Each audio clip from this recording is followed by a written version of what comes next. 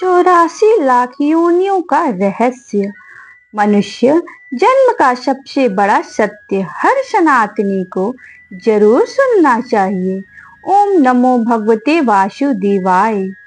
नमस्कार प्रिय भक्तों, क्या आपने कभी सोचा है कि यदि आपका यह मनुष्य जन्म चला गया तो अगला जन्म कहाँ होगा?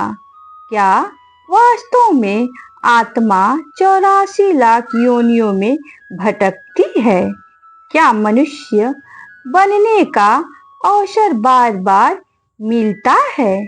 और आखिर ऐसा कौन सा कर्म है जो हमें इस जन्म मरण के चक्र में मुक्त कर सकता है? आज हम सनातन धर्म के एक ऐसा रहस्य को जानेंगे जिसे जानने के बाद जीवन को देखने का आपका दृष्टिकोण बदल जाएगा। इसलिए इस वीडियो को अंत तक अवश्य देखिए। अध्याय नंबर 1। आत्मा कभी नहीं मरती।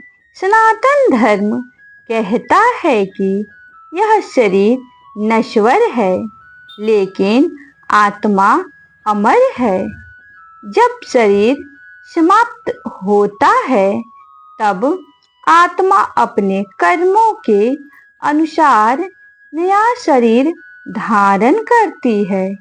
यही जन्म और मृत्यु का अनंत चक्र है। जब तक मोक्ष प्राप्त नहीं होता यह यात्रा चलती रहती है। अध्याय 2। 84 लाख योनियां क्या है? पुराणों में बताया गया है कि जीव अनेक प्रकार के शरीरों में जन्म ले सकता है। लोकप्रिय परंपरा के अनुसार इनकी संख्या लगभग 84 लाख मानी जाती है। इनमें जलचर, स्थलचर, पक्षी, कीट, पतंगे, पेड़ पौधे, पशु और अंत में मनुष्य योनि शामिल मानी जाती है। यह संख्या आध्यात्मिक शिक्षा का प्रतीक भी मानी जाती है, अर्थात आत्मा अनेक प्रकार के अनुभवों से गुजरती है। अध्याय 3। मनुष्य जन्म सबसे श्रेष्ठ क्यों है? भगवान ने केवल मनुष्य को विवेक दिया है। मनुष्य सही और गलत के अंतर कर सकता है, भक्ति कर सकता है, ज्ञान प्राप्त कर सकता है, दान कर सकता है, धर्म का पालन कर सकता है और मोक्ष प्राप्त कर सकता है। यही कारण है कि शास्त्र मनुष्य जन्म को अत्यंत ही दुर्लभ बताते हैं। अध्याय 4। पशु और मनुष्य में अंतर।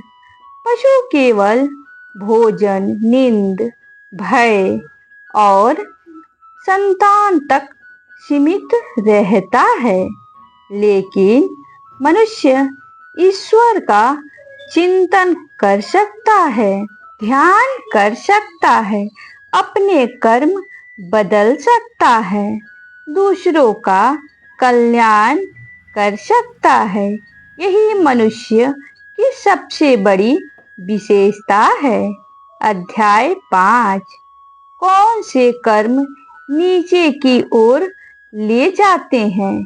शास्त्र बताते हैं कि अत्यधिक ही अहंकार, हिंसा, छल, कपट, लोभ, क्रोध, दूसरों को कष्ट देना, अधर्म का मार्ग पर चलना मनुष्य को दुखद परिणामों की ओर ले जाते हैं। वही सत्य, सेवा, दया, भक्ति, संयम और सदाचार आत्मिक उन्नति का मार्ग बनाते हैं। अध्याय 6 कर्म का अटल नियम। आज जो कुछ हम कर रहे हैं वही हमारा भविष्य बना रहा है। कर्म कभी नष्ट नहीं होता। हर अच्छे कर्म का शुभ फल मिलता है। हर बुरे का परिणाम भी अवश्य मिलता है। इसलिए जीवन का प्रत्येक क्षण मूल्यवान है। अध्याय 7 मोक्ष क्या है? मोक्ष का अर्थ केवल मृत्यु के बाद किसी स्थान पर जाना नहीं है। मोक्ष का अर्थ है कि अज्ञान से मुक्ति पाना, अहंकार से मुक्ति पाना, वासनाओं से मुक्ति, ईश्वर की शरण में स्थिर होना।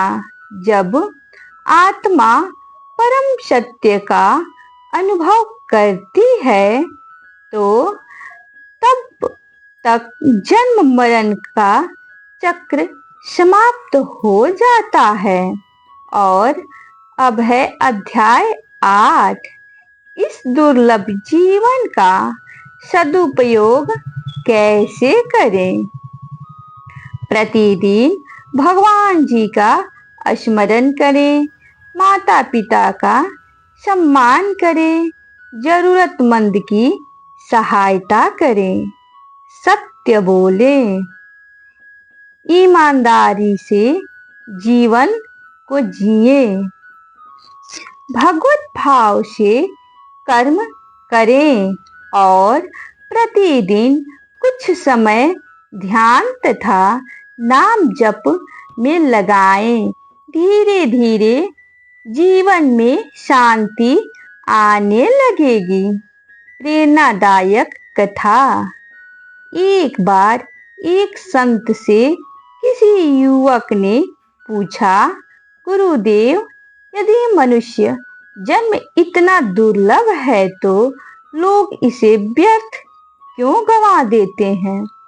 संत मुस्कुराए और बोले, बेटा, हीरे की कीमत वही जानता है जिसने पत्थरों में से जीवन बिताया हो। जिस आत्मा ने अनगिनत अनुभवों के बाद मनुष्य जन्म पाया है उसे इस अवसर को व्यर्थ नहीं जाने देना चाहिए। युवक की आंखों में से आंसू बहने लगे।